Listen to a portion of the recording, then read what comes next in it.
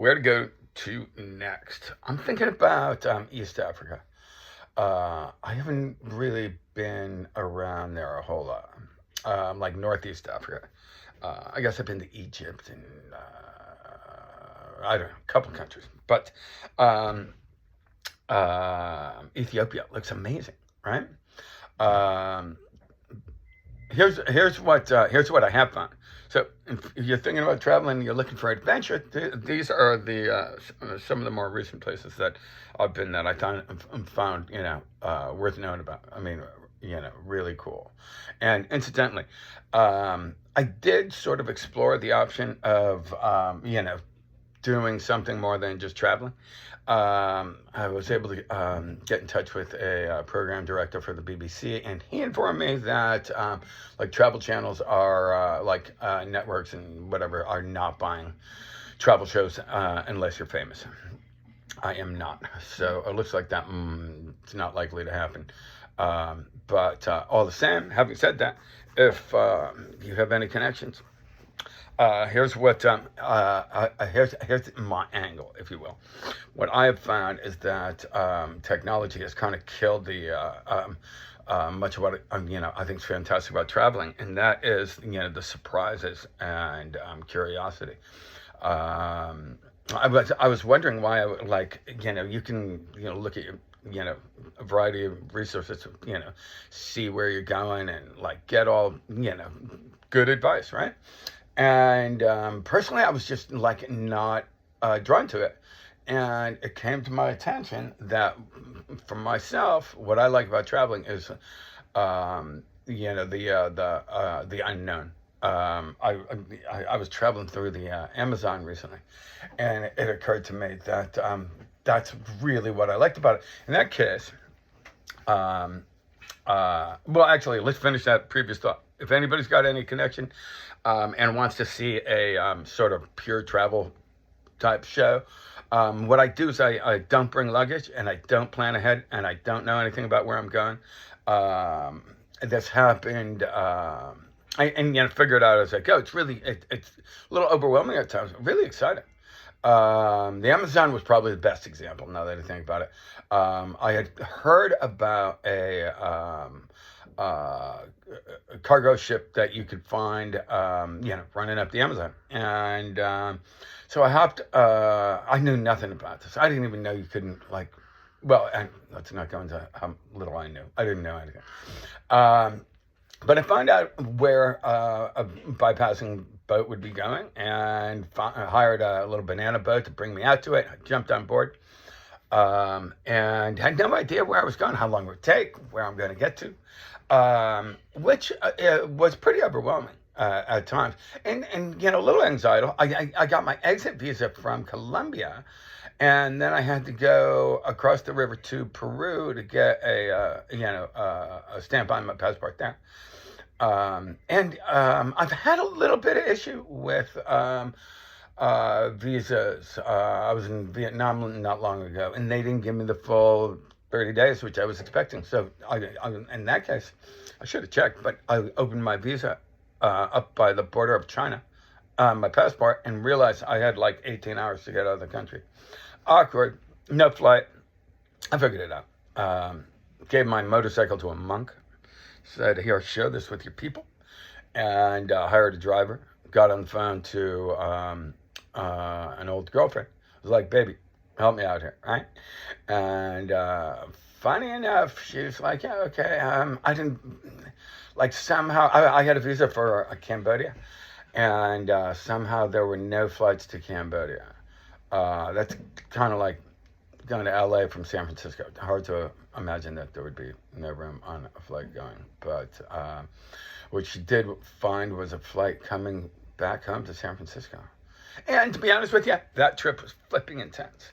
At that point, it really was nothing tragic about ending the trip. Sometimes you're pushing it a little bit too much. And I felt like, if if things were in alignment, I'd been in Cambodia, but that's just the way it is. I ended up coming back to San Francisco. Then, talk about silly.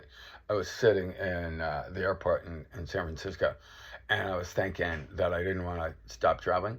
And when you come home from a faraway place, the opposite side of the world, and you don't leave the airport, and just leave for another trip, that's, I think, a little over the top. So I didn't go.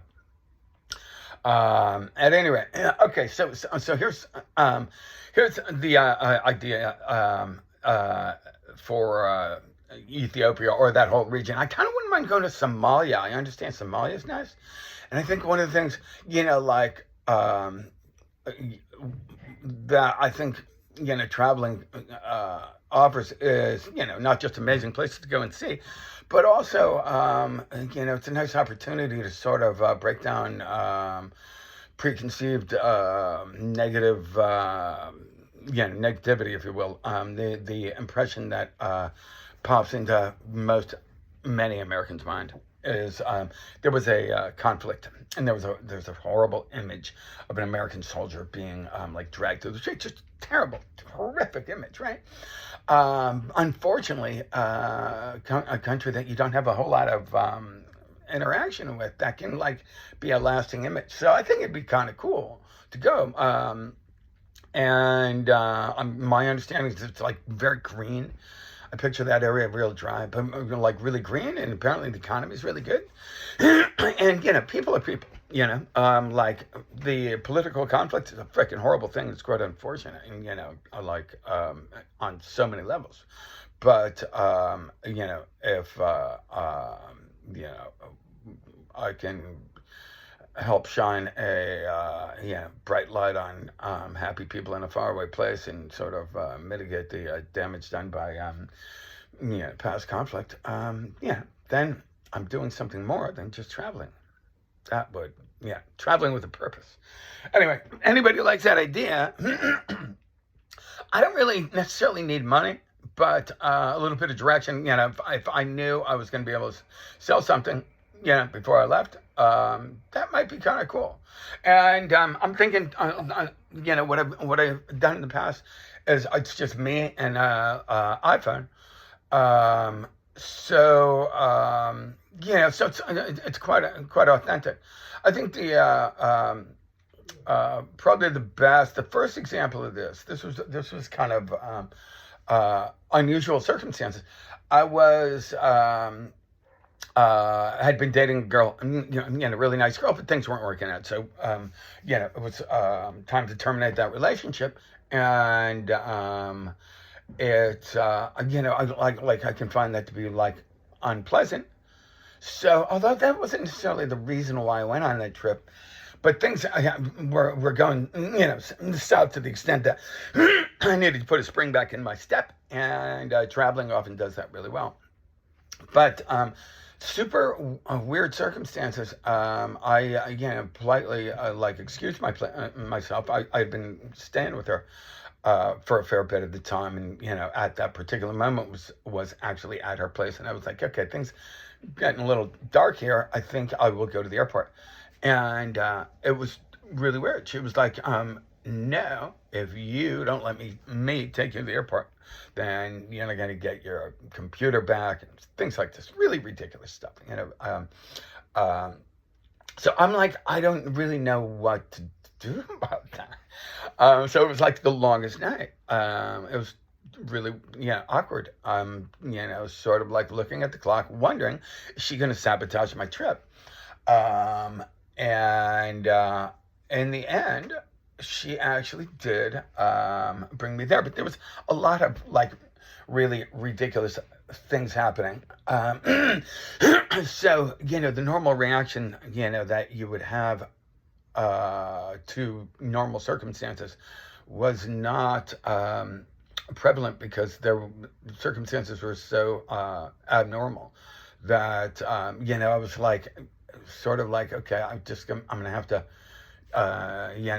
deal with this the best I can. Like, I know the circumstances. I'm like, I also didn't go home. Part of the reason why I didn't go home is apparently my the place I share my flat, the guy I share my flat with, apparently had COVID.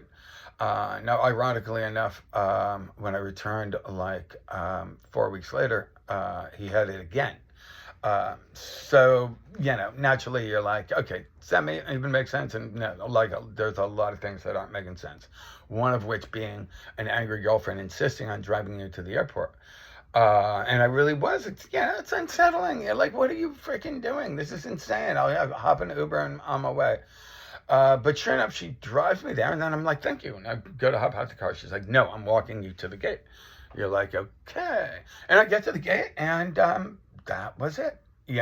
So who knows what that was ever about. But I didn't go home because apparently my roommate had COVID, and I don't want to take a chance of arriving in Vietnam with COVID.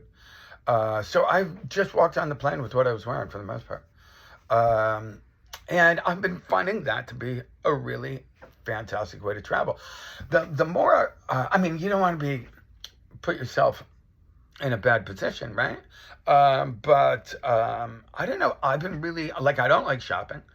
And I do like buying things when I need them. So arriving without, like, anything, and like in this case in Vietnam, I bought clothes super cheap. If you need to buy clothes, Vietnam's a great place to do it. Crazy cheap, crazy cheap. Like literally like $5 for a cool looking like jacket. You might pay 10, and you could obviously pay more, but like really decent stuff. So I bought clothes. Actually, the first thing I did was buy a motorcycle. Oh my God, Saigon was like, it's a big city, and language barrier was really significant in Vietnam. Depends on where you're staying. I'm sure that you can find circumstances that were easier, but where I was staying, like, there was like a significant issue as far as language is concerned. And I'm a low tech guy, so I didn't realize how to use things like somebody has, like, I've got like some cyber stalker disrupting my communications and my my tech. So even under had I known how to download these different apps, they might not have worked. I did finally get GPS to work, and then there's Google Translate, I think is what it's called. Really, really handy. You speak into your phone, and it translates and speaks for you. So that was really handy, but initially I didn't know how to do any of that. And then this was like super weird. Well, after like 2 days of feeling like out of place, I remember, because it's the opposite side of the world, like 4 in the afternoon feels like 4 in the morning. And 4 in the morning, I start feeling weird, So I was feeling really isolated, can't speak to anybody, kind of lost. Saigon's huge, right? And until I figured out how to use the GPS, I was afraid of not being able to find my hotel. So I brought my passport with me, which made sense just in case I couldn't get back to my hotel, and I didn't have really anything else. So I guess, that's part of the benefit of like traveling in a minimalist sort of way. I mean, you don't really have to stress about carrying stuff that's just dead weight. And it's kind of fun, like, buying what you need, like cool souvenirs. So what I decided after finding myself feeling really awkward at 4 in the afternoon one day is I was like, it popped into my head, maybe I should just bounce back to South America. I speak the language, right? And then I was like, so almost like, a bit of a shock. All of a sudden I was, like thought was clear. No, that's total failure. You don't fly to the other side of the world to just turn around and come home. So I did the next, logical thing. I bought a motorcycle. And the traffic in Saigon is, oh my God, it's insane. I mean, chaos. So I remember the next morning, I'd gone to sleep in my windowless room in this little crowded place. I mean, it wasn't horrible. Vietnam's like really clean, if you will.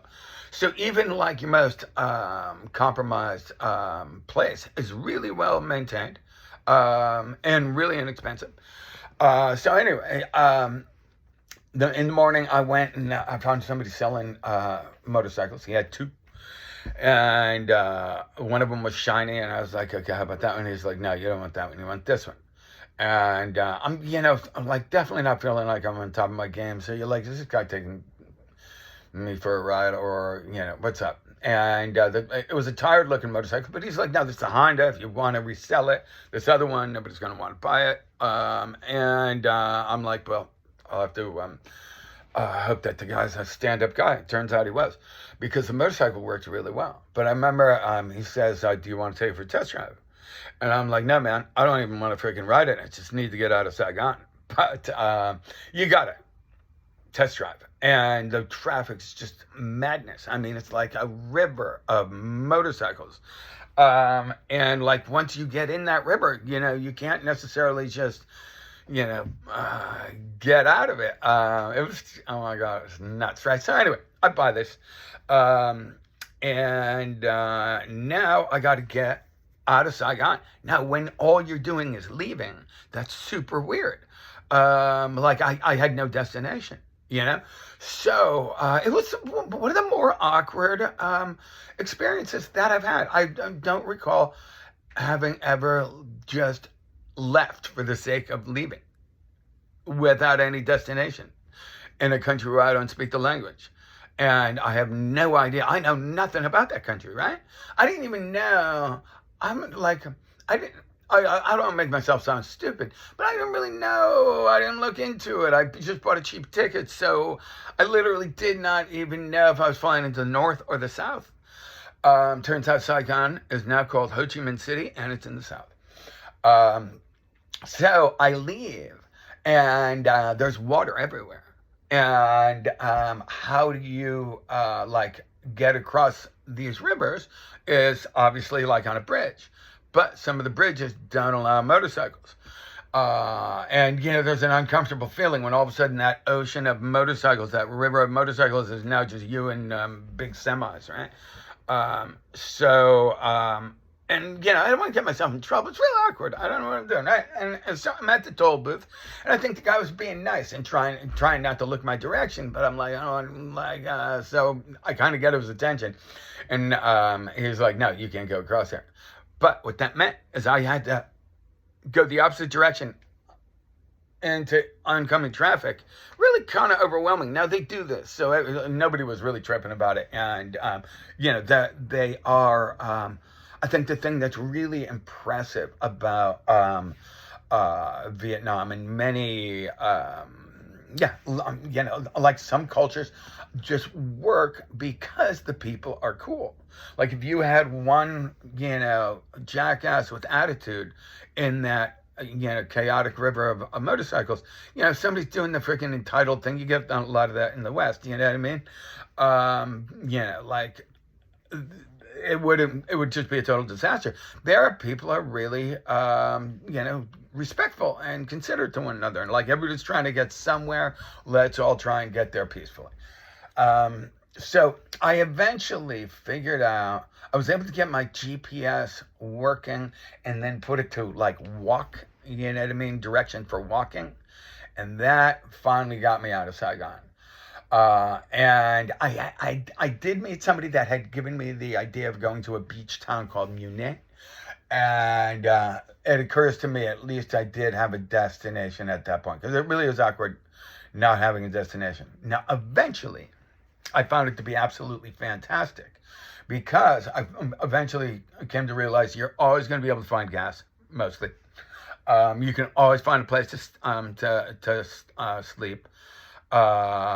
It's inexpensive, and basically you kind of have nothing to worry about. You got friendly, positive people. Obviously there's the sort of challenge of driving in a foreign country with a lot of traffic. They also, one of the things that I found really awkward is you drive on the right side, but the far right can be coming your direction. And that's sort of like the slow moving oncoming traffic. or the left is the faster moving oncoming traffic. But the oncoming traffic in just about anywhere can really surprise you. And one of the things that kind of surprised me is you could be driving through the countryside, happy as whatever, everything's cool, wide open, nobody's nowhere, and there'll be a freaking semi heading your way. Lorry is what they call it in UK. I don't know where you're watching this from, but big truck. And I guess if it's just that the pavement on your side of the road looks better, they choose that, which means they can just all of a sudden swerve right into your lane and just head straight at you, and you don't have time to really process that because you're going to get run over. Anyway, all right, so in terms of adventure, my next adventure, probably East Africa, but recent adventures, give you a quick recap of places that I might recommend. The Amazon. If you really want the ultimate adventure, I think that the Amazon, what I did there, I kind of can't imagine. I don't know that I'm going to go back and try and do it again because you can't recreate the fresh, feeling that you have if you've already done it, right? But what I did in the Amazon is I had flown into Medellin, which is now kind of more touristy than so I hopped buses and horses and motorcycles until I got to Bogota, and I was sitting on a rooftop place at this cool little bed and, or I guess hostel you would call it. Somebody mentioned something about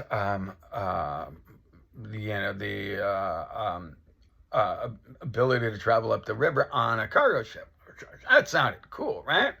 So I found a cheap flight to the town of Leticia in Colombia. I love Colombia. Colombia is amazing, by the way. Go to Colombia for a million different reasons. Just really, really fantastic people. I found them to be really classy, and what I mean, not just the way they dress, but ethically, I find them to be really cool, kind of respectful, considerate. I thought, I love Colombia. But anyway, nice Colombian guy mentions, traveling on the Amazon. So I find a flight to Leticia, a little remote area in Colombia, where Peru, Brazil, and Colombia all come together. And I figure it out. I get a hammock and I find out about the ship coming by. It's a bit of a runaround. You can certainly do things a little bit more direct, but bit of that's the adventure. I like adventure. So I get a banana boat to drop me off in the middle of the river to this bypassing cargo ship, which was a little, anxiety. It's tough to jump off of the little boat onto the big boat. And I'm I don't know if they have food and water. So I had a bottle of water, actually tea, and a bag of peanuts and a hammock. Definitely bring a hammock. Sleeping on the, ground would not be nice. But anyway, as it turns out, and the word I get is something on the order of 3 to 5 days. Now that's a big difference, and I'm still a little anxious about food and what have you. As it turns out, $20 US gets you accommodations. Well, you got to bring your own hammock, but you got a place to hang it. And I love the way it's a communal sort of space. There's just hammocks hanging all around, and the other thing that I think is really nice is because it's a shared space. It seems to me people are particularly cool, respectful. You know what I mean? I find an inverse relationship between relaxation and sort of, I don't know, socially, the more money you spend, the more entitled you tend to feel. So there's an angst, wait, I spent a lot of money, I want this, that, and the other thing. And you can lose the plot, what more do you need? You spend close to nothing, and then get this, $20 US. It turned out it only took 3 days, but it includes meals. So it's sort of like your all-inclusive cruise. It was, kind of, you could certainly upgrade the bathrooms and stuff like that. You could actually shower on the toilet, which is, something that I think everybody should do at least once in their life. It was modest, if you will. But anyway, it worked. The cruise up the Amazon, honestly, after 3 days, you got a pretty good idea what the side of the river looks like. So I was not upset about the fact that after 3 days, it was time to get off the boat. It was a little awkward. I didn't have Peruvian money. It turns out, I don't know what I was thinking. I kept on thinking, well, we're going to be passing towns. All right. I was kind of winging it and moving fast. So I did not use the ATM in Leticia. Now that I think about it, I didn't know if I could have gotten money. Wow. I don't know where I would have gotten money even in Peru. No, I'm sure they had a bank somewhere where I was, but I'm not. No, I'm not entirely sure. You might want to, bring money. So it turns out I didn't have any money, but it didn't matter. They gave me food anyway. And that was included. Pretty, modest. But anyway, and then past there, I took like banana boats up further past the headwaters in the Amazon, hiked through the jungle, met cool, natives, and went hunting at one point, which I thought was kind of cool. Just the sound of it, like hunting with natives in the Amazon. I think that sounds cool. I'm glad I did it. We didn't get anything. Anyway, moving on. The ultimate adventure, I would say, the Amazon was probably as adventurous. You can always do more. You can climb mountains, whatever. This was, for me, pretty incredibly exciting. It's hot. It does get really hot. You know the feeling when you're like in a sauna and you're like, I got this. I'm cool. I can handle this. I'm fine. And then you get that point where you're like, oh my God, it's freaking hot. I need to get out. You don't get out of the Amazon. Kind of overwhelming at times. But sort of Peter Pan dream. I thought that was like out of this world, right? Vietnam's also incredibly exciting. It's a pretty amazing adventure. It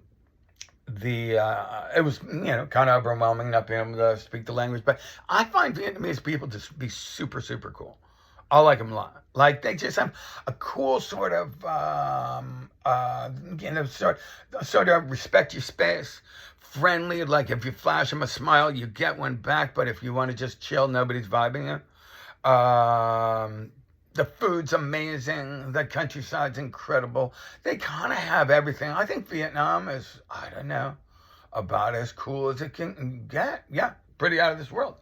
Central America, I had a really nice experience.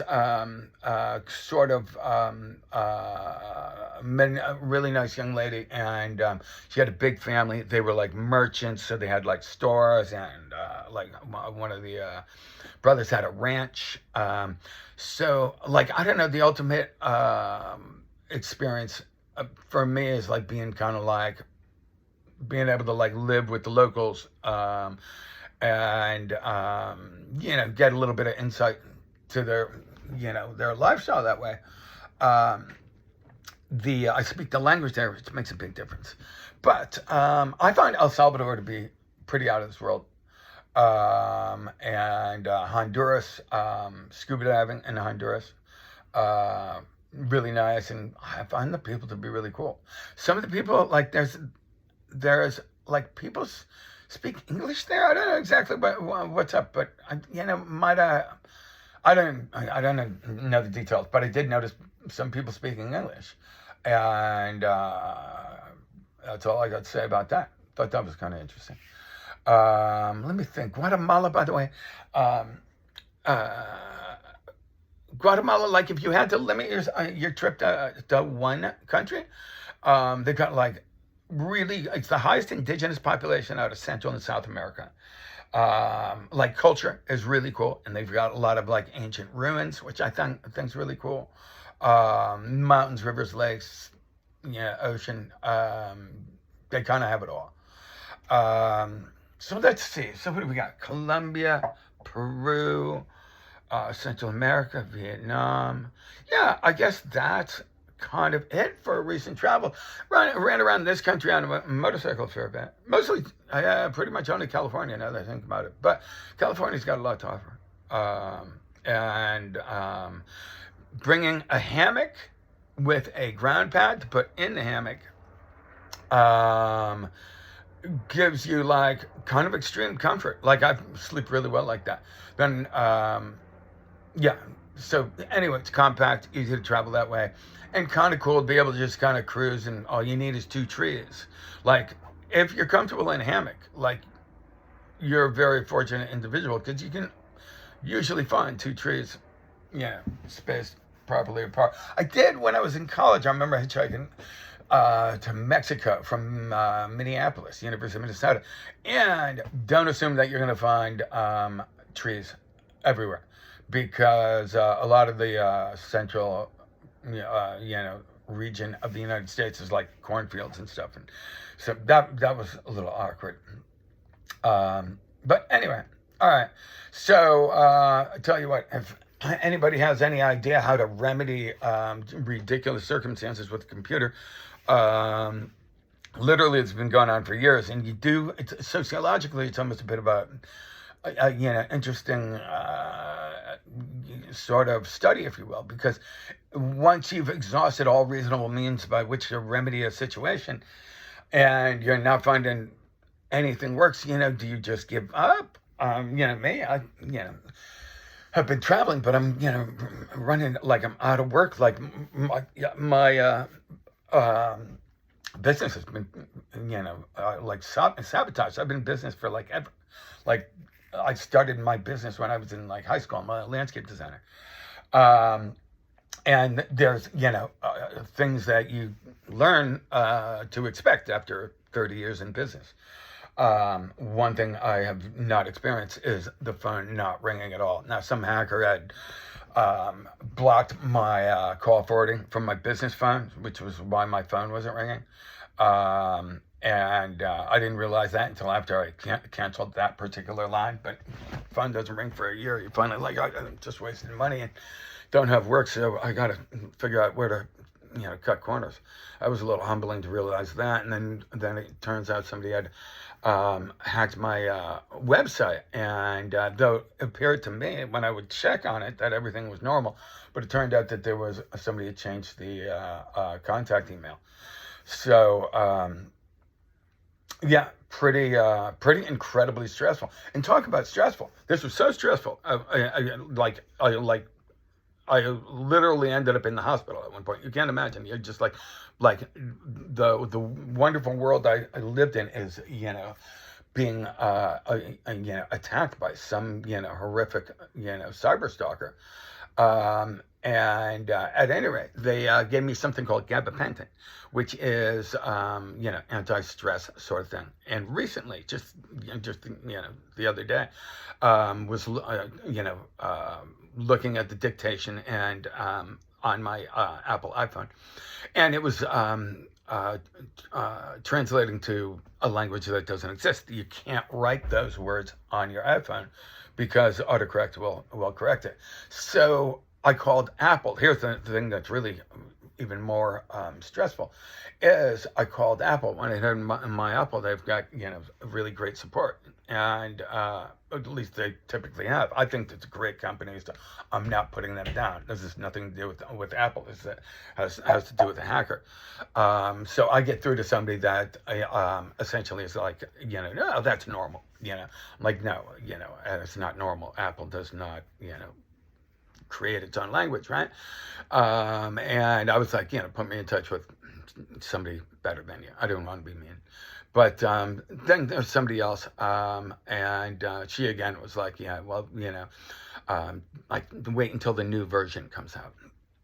So here's the thing that I've been finding really uncomfortable is not just that somebody is disrupting things, in this case, my dictation, but more concerning is if I can't call and get Apple support from my Apple phone to remedy an Apple problem. Like somebody's got resources and a little bit too much free time. Whoever you are, please find another hobby. And if you want to see an adventure in East Africa, I'm not really looking for money, though. I wouldn't turn it down because, as I mentioned, my business has been sabotaged. But if I did have some, reason to believe that something more of my adventure might come than just good stories, like I think it'd be kind of cool to do little adventure videos or something like that. So if you have any connections to that sort of industry, see a future for me in that, let me know. Because currently I can't use my phone to do normal things, so I guess you'd have to meet me in person. Anyway, that's all for now.